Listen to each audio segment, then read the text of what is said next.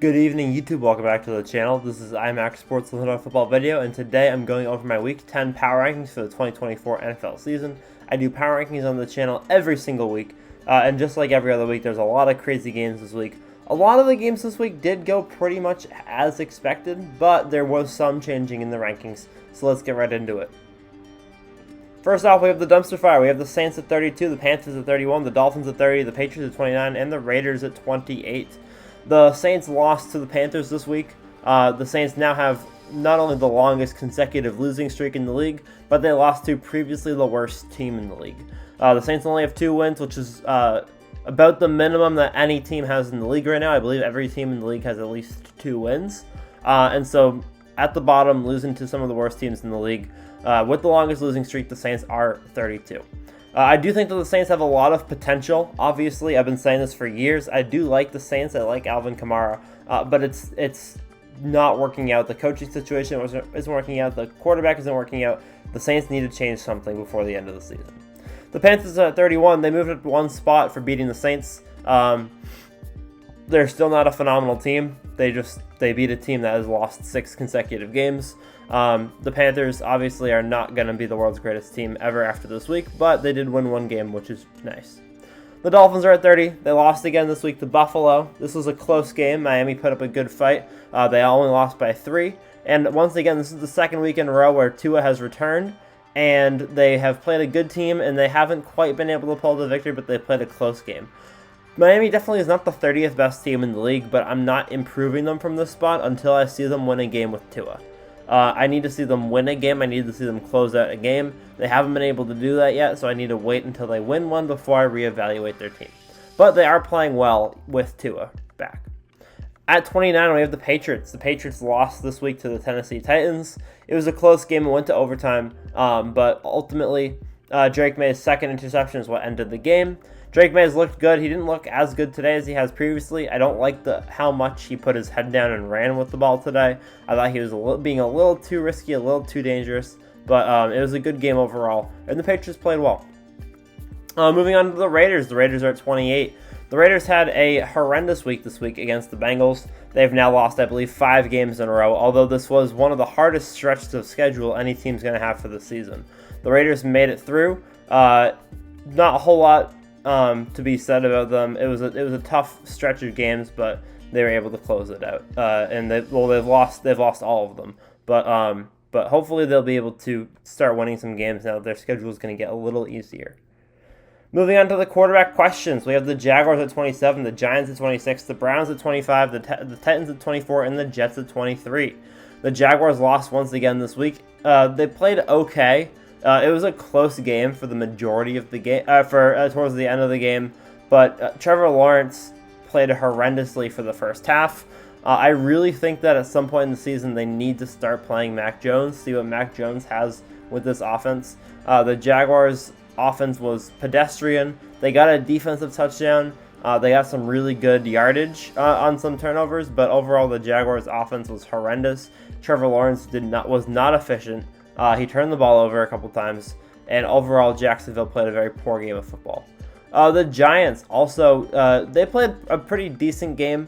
They had a tough opponent. They only lost by a few points. Daniel Jones played well, but the Giants are also on a pretty significant losing streak. They won a couple games early on in the season, and they've either lost 4 or 5 games in a row.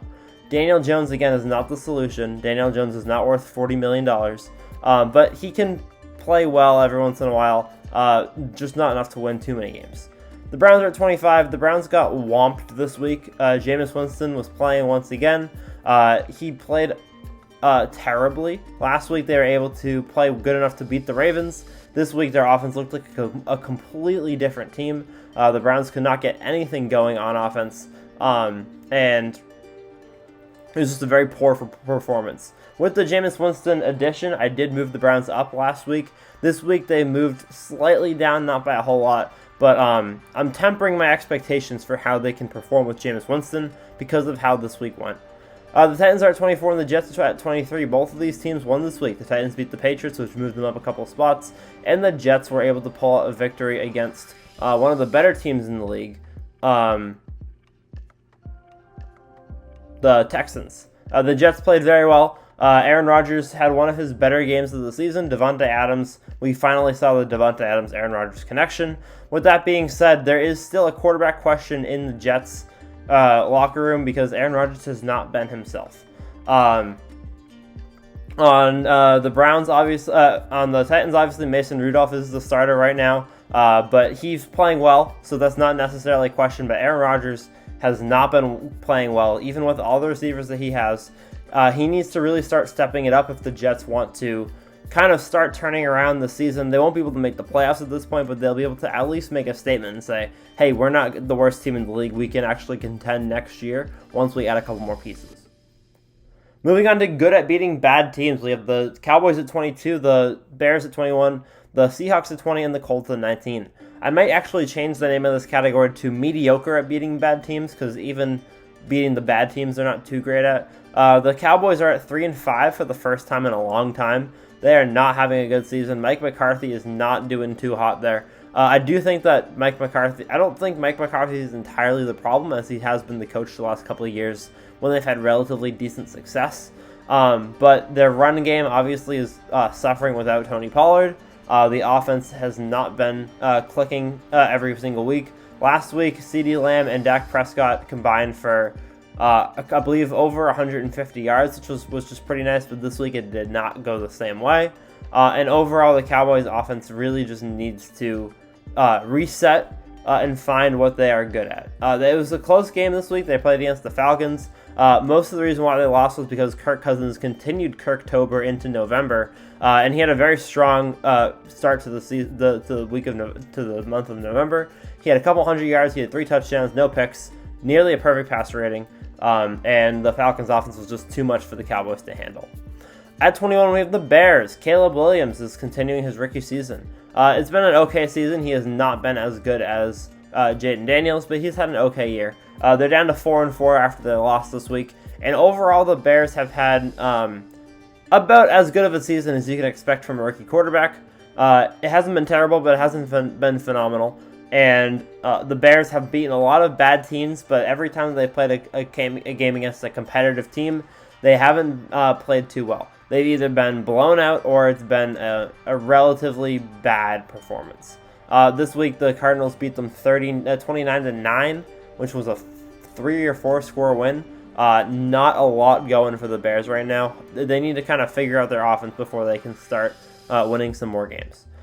The Seahawks are at 20 and the Colts are at 19. The Seahawks did lose this week. The Seahawks are on their own form of losing streak. They've been up and down the majority of the season. They've beaten a couple of decent teams, but for the most part, they've only beaten really, really, really bad teams. They continued that streak this week of just beating bad teams. Actually, no, this week they lost to the Rams. The Rams have actually improved a bit. But Seattle really does not look great right now. Geno Smith threw for a lot of yards today, but his inconsistency is so bad. And he had a couple of picks as well. And with the Colts are in an interesting situation. They did end up losing today against the Vikings. But overall, the Colts have been the most consistent team here. They've played well against every single good team that they've played. They've all been close games. And then they've beaten every team that they're supposed to beat. So the Colts have been doing their job, and I do expect them to continue to be mediocre for the rest of the season. Moving on to teams that should be good, we have the Bengals at 18, we have the Broncos at 17, the Niners at 16, and the Rams at 15. The Broncos are the team that don't really belong in this category, but I'm putting them in here anyways. The Bengals are at 18. They were able to finally get another win this week and improve to 4-5. That win being against, again, one of the worst teams in the league. And with that being said, the Bengals beating the Raiders does not give them too much credit for their performance. The Bengals have only beaten bad teams, again, so far this season. They've been competitive against the good teams, similarly to the Colts, but they had a lot of chances to show that they are a contender by beating a good team. They've played the Ravens.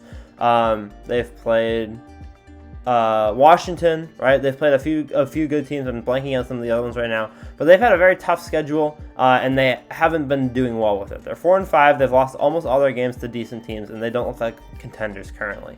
The Broncos are at 17. They lost this week. It was a tough game. Bo Nix did not play well. With that being said, the Broncos have still been relatively consistent. They've been a little up and down, but they've been consistent recently, if not for the whole season. Bo Nix is still learning, so he's not going to have every game be perfect. But ultimately, the Broncos did lose this week. It was not their greatest performance. The Niners were able to they have not played this week. They are not playing because they're on a bye week. They did beat the Cowboys last week, so they didn't move at all. But they still look decent. And then the Rams moved up one position this week. They moved up a few positions this week to number 15 after beating the Seattle Seahawks. The Rams are looking like the Rams again. They look like the Rams with Matthew Stafford. They're starting to win games now that they have all of their weapons back. Stafford has Kupp. Stafford has Nakua. Demarcus Robinson's getting involved, right? So the Rams offense actually looks like the Rams offense again, and that's the reason why they're up here at 15. I do expect the Rams to continue to climb in the upcoming weeks. I think that the Rams have a phenomenal team when they're healthy. They just need to keep getting healthier and keep getting back into practicing shape. Moving on to could be good. We have the Cardinals at 14, the Chargers at 13, the Buccaneers at 12, the Steelers at 11, and the Falcons at 10. The Cardinals, again, they destroyed the Bears this week. The Cardinals have had one of the hardest schedules in the league. The Bears have probably been the easiest opponent they've faced, and they're 4-4.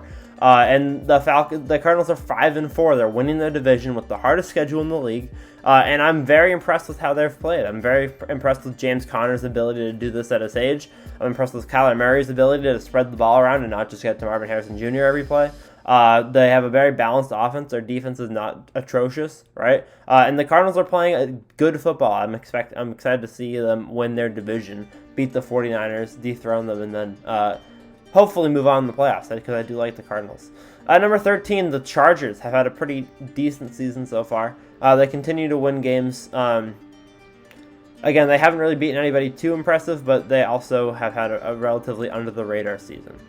The Buccaneers are at 12. They lost Chris Godwin last week in their loss. And then this week they are playing tomorrow night on Monday Night Football against the Kansas City Chiefs.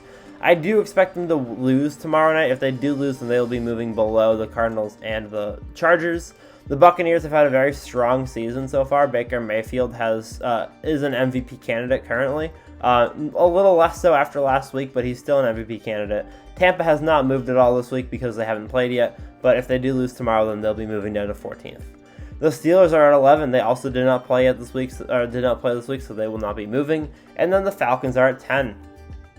The Falcons, again, with Kirk Cousins, they're playing phenomenal football. Kirk Cousins is getting better every single week. They're either 5-4 or 5-3. They did move down a tier because I dropped a tier out of the top 5. I do think they fit better in this tier because they are not as consistent as the next level teams. But Kirk Cousins has had a very strong season, and if he continues to do what he's doing currently, then they'll add some consistency to their game. Moving on to the strong contenders, we have the Eagles at 9, the Commanders at 8, the Bills at 7, the Texans at 6, and the Packers at 5. The Eagles, Commanders, and Bills all won their games this week. The Bills were against the Dolphins. Tua Tagovailoa was playing, so it was a more impressive Dolphins team, but still the Bills have not beaten anybody too strong so far this season. Jaden Daniels had another pretty decent game. He had a pretty efficient game. He had 2 touchdowns, no picks, 200 yards. Terry McLaurin had a couple touchdowns, right? But the game was mostly won on defense, right? And that's what makes Washington such a balanced team. And then the Eagles are at 9. The Eagles had a demolition of a game today. Saquon Barkley went for 160 yards. Devonta Smith had a nice catch towards the end there. And so the Eagles were able to stay at 9. All 3 of these teams were unable to move up this week, as, again, none of them have played anybody impressive. The Eagles' win this week was against the Giants. The Bills, again, were against the Dolphins with Tua returning from injury. And then Washington, I forget who Washington's opponent was, but they weren't playing anybody impressive. The Texans and the Packers have both had success against strong teams. The Packers specifically have beaten the Texans, and they did lose to the Eagles earlier on in the season, but that was week 1 before we figured out kind of what this team looked like. The Packers do have the worst record in this tier, but I do think that they're the 5th best team, simply because Jordan Love has shown the most out of any of the quarterbacks here. I think that Jordan Love is an inconsistent quarterback, but he can put up points whenever he wants to. And for the most part, the Packers have only lost to the top teams in the league. They lost to the Vikings, and they lost to the Lions, which are both divisional games, and they're both two of the better teams in the league. They lost to the Eagles week 1, but since then it's only been the Vikings and Lions. And then for the Texans, they lost to the Jets this week. I almost put them lower, but again, Houston's had a very tough schedule. They've dealt with it well, and they're continuing. I think they'll continue to win games next week. If they do lose 2 games in a row, they'll probably drop to the lower portion of the top 10, maybe number 9 or 10, potentially even lower depending on how the Falcons and the Steelers games go next week. Finally, we have the NFL's elite. We have the Vikings at 4. We have the Cardinals, the Ravens at 3. We have the Chiefs at 2, and we have the Detroit Lions at number 1. The Vikings were able to get a win this week. Again, it was against the Colts. The Colts are one of those teams where they'll lose to teams that they're supposed to lose to and beat teams they're supposed to beat to. So the Vikings game was mostly expected this week, but they played well. They did move down one position just because I believe that the Ravens' offense is just that dominant. Derrick Henry and Lamar Jackson are both having MVP-worthy seasons. Lamar Jackson will likely get the MVP if it comes down to these two just because he's the quarterback. But with that being said, this is a very strong MVP race, and it's between 2 players on the same team. Derrick Henry now has his 11th touchdown of the season and his 101st touchdown on his career. And he's averaging still over 100 yards on the ground per game.